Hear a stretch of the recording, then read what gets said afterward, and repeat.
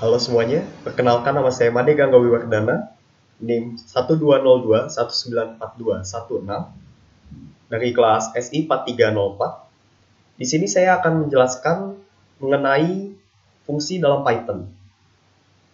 Nah, jadi apabila kita menulis program dalam Python, biasanya kita bisa menulis sampai ratusan atau ribuan baris hanya untuk menulis ulang suatu kode tertentu. Nah, dengan menggunakan fungsi, jadi fungsi ini kita bisa bersifat reusable. Jadi kita bisa ulang. Jadi hanya dengan didefinisikan sekali saja, kita bisa digunakan berulang-ulang kali. Nah, bagaimana contohnya? Ini dia. Kita buka terlebih dahulu. Nah, di sini misalnya kita ingin print ini. Hello, selamat pagi. Nah, bisa kita coba kita akan terlebih dahulu di sini. Oke. Nah, ini dia. Ini dia hasilnya kan seperti ini. Nah, kemudian kalau misalnya atau bisa juga dengan yang seperti ini yang di bawahnya. Apabila kita menggunakan perulangan akan jadi seperti ini. Nah, dengan menggunakan fungsi, jadi fungsi itu kita ada yang namanya definisi. Kita bisa menggunakan definisi. Di sini contohnya yaitu dengan cara penulisan seperti ini. Di sini kita ada kata kunci def. Di sini ada kata kunci def diikuti oleh function name dan parameters di dalam sini. Nah, parameternya ini merupakan inputan dari luar yang akan diproses dalam tubuh si fungsinya. Kemudian function docstring ini bersifat opsional. Jadi sebagai string yang digunakan untuk dokumentasi atau penjelasan fungsi. Nah, function docstring ini kita diletakkan di baris paling atas setelah def. Oke. Selanjutnya di sini ada statementnya. Baris pernyataan statementnya. Kemudian di sini ada return. Di sini return juga bersifat opsional. Jadi yang berfungsi untuk mengembalikan nilai dari suatu expression fungsi. Nah, selanjutnya kita akan membuat contoh dari def. Yaitu misal kita buat seperti ini. Kita akan mencari angka yang lebih besar. Oke, misalnya di sini definisi angka, kita akan membuat dua variabel, misalnya di sini ada A dan B. Kemudian jika misalnya A lebih besar dari B, maka kita akan print angka yang besar adalah, di sini kita tambahin oke. Kemudian misalnya A itu sama dengan B, maka print di sini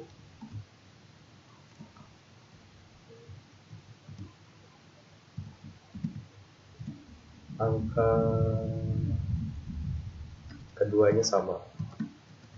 So, kemudian sisanya berarti dia angka kebalikannya. Angka yang lebih besar adalah,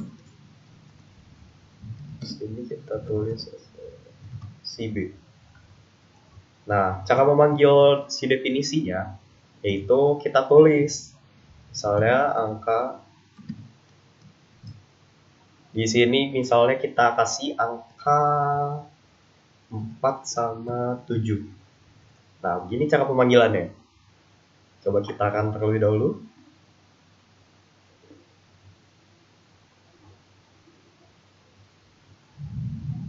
Oh ya, sebentar. Ini kita. Oke.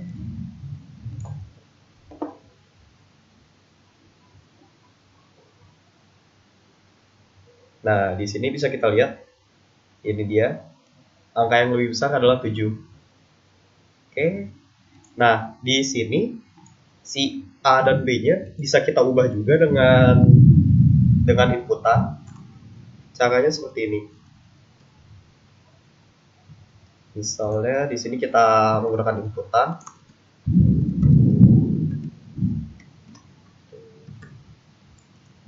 Sini kita masukkan misalnya angka. Oke.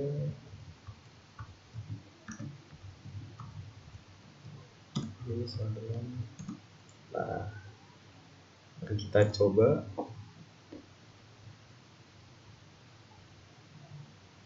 Nah, di sini misalnya angka pertama kita masukkan 7.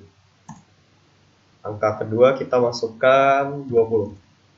Nah, di sini keluar bahwa angka yang lebih besar adalah 20. Oke. Oh iya, sebelumnya saya lupa untuk mencontohkan bagian yang selamat pagi tadi. Oke. Jadi misalnya di sini kita akan membuat kayak tadi yang hello selamat pagi, tapi menggunakan definisi atau fungsi. Nah, di sini kita ubah dulu. Oke. Di sini misalnya kita beri seperti ini. Misalnya kita definisikan salam. Oke. Kita definisikan salam itu yaitu kita print hello selamat pagi. Nah, cara pemanggilannya seperti tadi. Untuk pemanggilan fungsi kita misalnya hanya cukup tulis seperti ini. Salam. Nah, ini cukup simpel bukan? Nah, selanjutnya apabila kita ingin membuat sebanyak 3 kali, maka kita hanya cukup seperti ini. Salam, salam. Oke. Coba kita print. Tangan.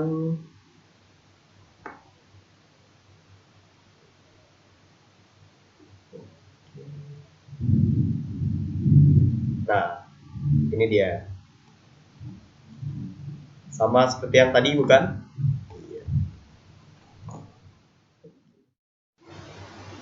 Nah, selanjutnya kita akan membahas tentang jenis-jenis fungsi dalam Python. Jadi, di Python terdapat 2 jenis fungsi. Yaitu yang pertama di sini ada fungsi tidak mengembalikan nilai, dan yang kedua ada fungsi mengembalikan nilai. Nah, apa sih perbedaannya? Bisa dilihat di sini. Untuk fungsi tidak mengembalikan nilai dan mengembalikan nilai, ada kata kunci, yaitu di sini ada kata return. Di sini kata kuncinya return, yaitu kalau untuk yang mengembalikan nilai, dia menggunakan return. Sedangkan yang fungsi tidak mengembalikan nilai, dia tidak menggunakan return. Nah, untuk pemanggilan fungsinya pun berbeda. Untuk fungsi tidak mengembalikan nilai, di sini dia langsung memanggil fungsinya. Oke, sedangkan di pemanggilan fungsi untuk mengembalikan nilai, dia menggunakan print seperti ini. Nah, coba kita akan terlebih dahulu. Maka hasilnya akan sama. Nah, di sini bisa dilihat bahwa hasilnya sama. Di sini saya memasukkan bahwa sisinya itu adalah 5, di sini juga 5. Oke, selanjutnya saya akan memberi contoh lain untuk fungsi jenis yang tidak mengembalikan nilai dan mengembalikan nilai. Oke, di sini kita jadikan komen terlebih dahulu. Baik, di sini saya akan membuat fungsi hasil dari pangkat 3 suatu angka.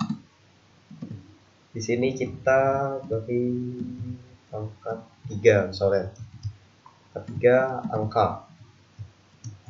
Oke. Kemudian di sini saya akan membuat pangkat 3 itu yaitu si angka. Untuk membentuk pangkat berarti menggunakan bintang 2 kali 3. Dan kemudian di sini saya akan misalkan yang mengembalikan nilai terlebih dahulu, oke? Di sini saya akan membuat return pangkat 3. Oke. Kemudian di sini saya akan membuat suatu variabel inputan. Misalnya input angka. Oke, di sini kemudian saya akan memanggil si definisi yang ada di atas, yaitu dengan cara misalnya print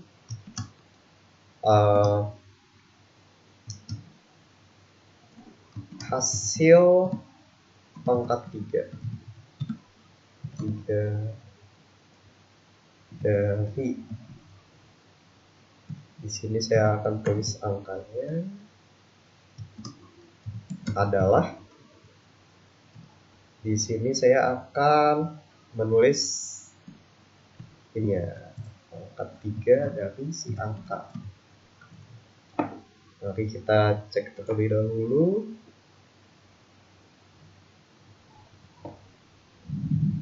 Oke, misalnya di sini angkanya saya ingin masukkan angka 3.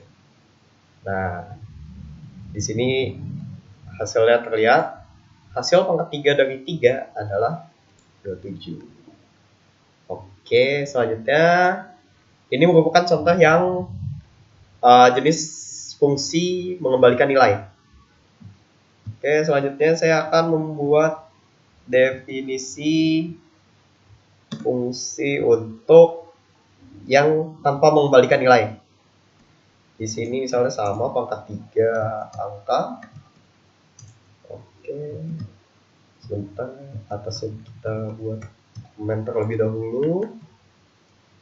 Nah, di sini sama pangkat 3 yaitu angka bintang-bintang 3. Nah, di sini dengan tidak mengembalikan nilai.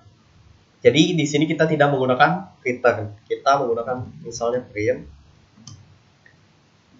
pangkat 3. Nah, ini saja. Lalu kita buat variabel untuk inputannya.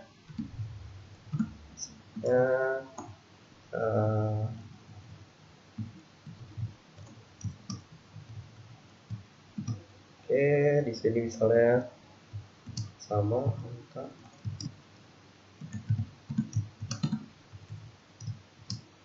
Nah, kemudian di sini kita akan memanggil fungsi yang ada di atas, yaitu dengan cara langsung saja pangkat 3 angka. Sebentar, di sini printnya kita ubah jangan pangkat 3 kalau begitu. Kita akan mengubah menjadi kayak tadi, jadinya hasil pangkat 3 dari, di sini angka adalah, di sini berarti pangkat 3. Oke, kita coba. Sekarang kita coba.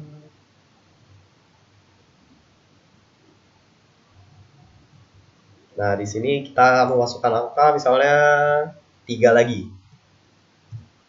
Nah, hasilnya sama. Hasil pangkat dari 3 pangkat 3 adalah 27. Baik, selanjutnya saya akan menjelaskan mengenai variabel lokal dan global. Jadi, pertama misalnya kita akan membuat terlebih dahulu untuk variabel global. Ini variabel global. Oke, misalnya di sini saya beri namanya Madu Gangga. Kemudian alamat saya tulis di sini Bogor, misal. Oke, ini merupakan variabel global ya. Kemudian kita akan membuat fungsi definisi lokalnya di sini. Nah, di sini ini merupakan variabel untuk lokalnya. Variabel lokalnya kita buat lagi, misalnya namanya misalnya kita beri nama Budi Setiawan. Oke, kita beri alamatnya misalnya dia di Jakarta. Nah, oke. Nah, ini merupakan variabel lokalnya. Kemudian kita beri untuk mengakses variabel lokalnya. Mengakses variabel lokalnya. Di sini kita akan print nama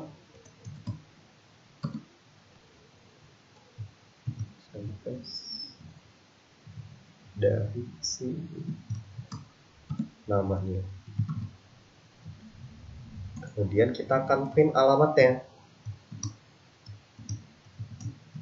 Alamat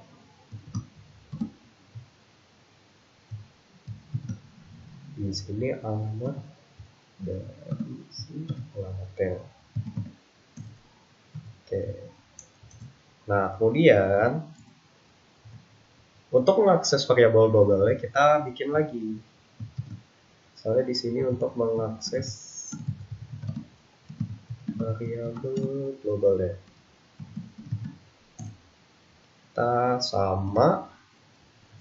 kita copy saja dari atas.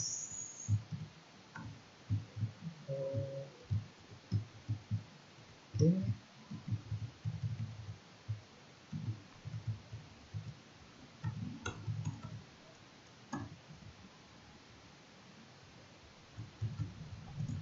Nah,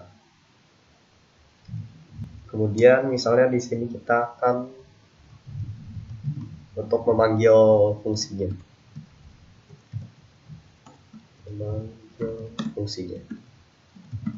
Oke, misalnya di sini tadi fungsinya merupakan lokal, jadi seperti ini. Oke, mari kita cobakan di sini. Nah, di sini bisa kalian lihat bahwa yang atas di sini merupakan variabel globalnya, dan kemudian yang di sini merupakan variabel untuk lokalnya. Jadi yang pertama yang di sini kita mengakses variabel globalnya, yaitu ini, dan kemudian di sini memanggil fungsinya. Untuk yang lokal berarti yang dalam sini. Oke. Jadi, variabel global itu merupakan variabel yang bisa diakses dari semua fungsi, sedangkan variabel lokal itu hanya bisa digunakan diakses dalam fungsi yang tempat dia berada saja. Seperti ini. Jadi variabel lokal ini hanya bisa digunakan di sini saja. Sedangkan variabel global di sini dia bisa digunakan untuk di mana saja. Nah, baik, selanjutnya saya telah membuat di sini contoh lain untuk variabel lokal dan globalnya.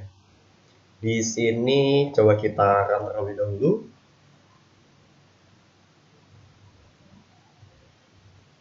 Oke. Nah, di sini bisa dilihat hasilnya X-nya 20, 20, 120, 100, 100. Nah, kenapa? Coba kita lihat dulu ya. Di sini untuk fungsi pertama dia hanya untuk ngeprint X-nya. X-nya di sini untuk variabel globalnya yaitu 20. Nah, kemudian selanjutnya di fungsi kedua, nah di sini ada variabel lokal. Nih, di sini ada variabel lokal yaitu X100 nih di sini. Nah, kemudian dia akan ngeprint si X yang 100 untuk di fungsi 2. Coba kita lihat tadi nih. Jadi yang pertama dia akan ngeprint fungsi pertama yaitu si X-nya. X-nya di sini yaitu variabel globalnya yaitu 20. Nah, jadi dia pertama X sama dengan 20. Nah, kemudian dia akan ngeprint nilai X. Nilai X-nya itu variabel globalnya yaitu 20. Nih di sini. Nilai X sama dengan 20. Nah, jadi di sini sudah. Kemudian lanjut ke yang kedua nih, yaitu fungsi 2. Fungsi 2 dia yaitu yang ini, definisi fungsi 2. Nah, di sini dia membuat variabel lokalnya. Variabel lokalnya yaitu 100 di sini. Nah, kemudian di sini jadi yang di fungsi 2 dia akan ngeprint X-nya itu yaitu 100. Coba kita lihat di sini. Setelah yang ini, maka dia X-nya akan 100 nih. Di fungsi 2 kan. Nah, di sini dia akan nih X-nya 100. Kemudian kita lanjut ke bawahnya itu print X. Nah, X di sini dia masih ke variabel globalnya itu masih 20. Nih, nilai X sama dengan 20. Oke, lanjut lagi. Kita ke fungsi 3. Nah, fungsi 3 di sini nilai globalnya diubah nih. Global X. Terus di sini ada variabel lokal 100. X-nya 100. Kemudian jadi di fungsi 3 itu dia bakal ngeprint X. Nah, X di sini dia bakal ngeprint yang 100. Coba di sini yang fungsi 3 di sini dia akan ngeprint 100. Nah, kemudian pas di sini print X dia akan dia akan mengambil nilai variabel globalnya kan. Nah, tadinya variabel global di sini adalah 20. Namun di fungsi 3 dia sudah diubah. Global X-nya dia ubah menjadi 100 di sini. Yang tadinya 20. Sehingga menghasilkan nilai X-nya jadi 100. Nah, gimana kalau misalnya ini kita ubah global X-nya kita anggap gak ada, kita jadikan komen. Apa yang akan terjadi? Nah, di sini kita lihat bahwa si nilai X yang paling akhir ini dia akan tetap menjadi 20 karena nilai globalnya tidak diubah.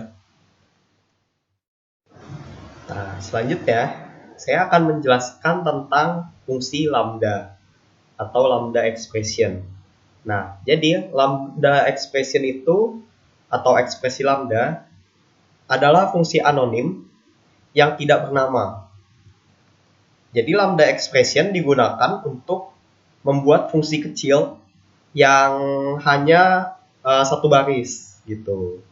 Kalau misalnya biasanya pakai sintaks def, kalau untuk penulisan lambda dia akan seperti ini cara menulisnya. Yaitu lambda, di sini tulis argumennya apa, dan di sini akan ada expressionnya apa. Oke, kita langsung contohnya aja. Misalnya di sini greeting itu sama dengan lambda name print ini. Nah, di sini misalnya kita sapa itu sama dengan greeting misalnya. Kemudian di sini kita greeting Made, kita sapa Gangga. Apa yang akan terjadi? Kita akan Nah, di sini keluarnya seperti ini. Yang satu hello Made, yang satu hello Gangga. Kenapa? Kenapa disebut anonim? Karena atau tidak bernama karena ini. Karena di sini kita bisa ubah apa aja.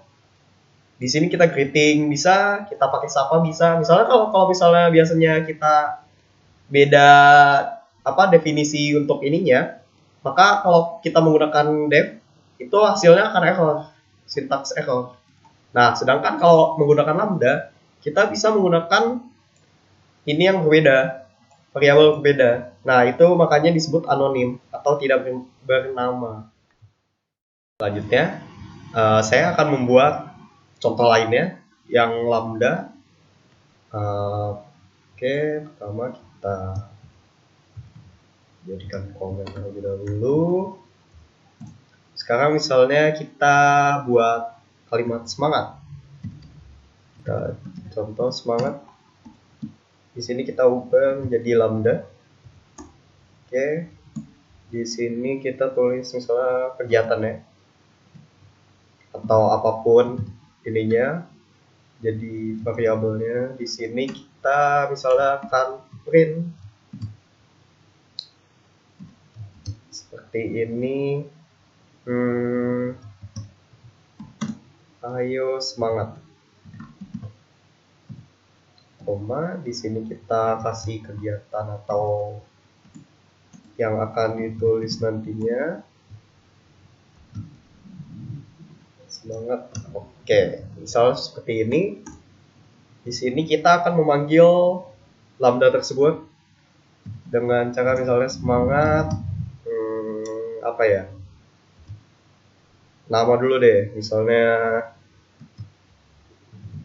nama kalian mungkin bisa.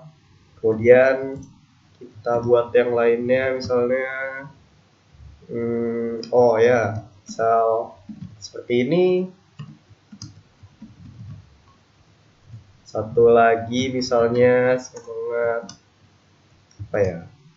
Oke, coba misalnya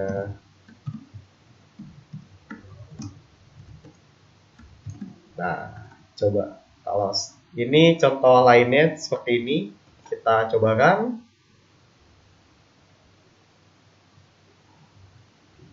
Nah, seperti ini dia hasilnya keluarnya. Oke, bisa kan? Oke, jadi sekian penjelasan dari saya mengenai fungsi dalam Python. Mohon maaf apabila ada kesalahan atau yang kurang. Sekian, semoga bermanfaat.